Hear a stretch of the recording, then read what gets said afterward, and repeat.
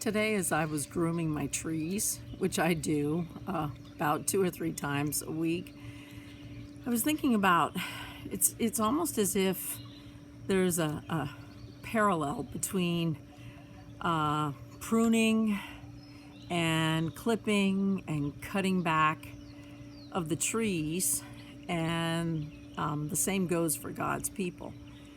It's as if, for example, there's a tree over here. I've never touched it. I've never groomed it. And as a result, it's very tall, but it's very sparse. It's thin. You can't really see which one I'm talking about, but it's thin, it's very tall, it really doesn't have much greenery. It's not prolific. But the other trees, the ones that I keep cutting back and I keep shaping and grooming and clipping and cutting back and cutting back and cutting back, those are the ones that keep getting thicker. And every time I trim my trees and my bushes, I think about how, we keep on getting cut back and God keeps pruning us.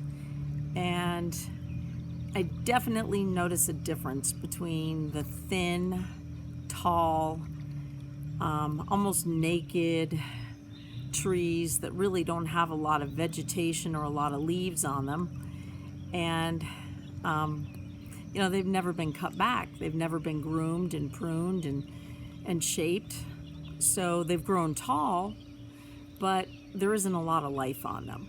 And they're kind of sad and sparse.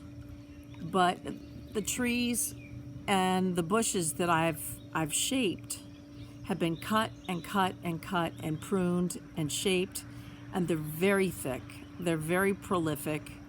They're like, for example, these crepe myrtle trees, and then the crepe myrtle tree out in the field that's never been cut, which you can't really see from here, but I think about that every time I trim the trees. Like maybe that's why we've had adversity after adversity after adversity, and it seems as if we keep on being pruned and cut back because we're getting ready to sprout prolific life.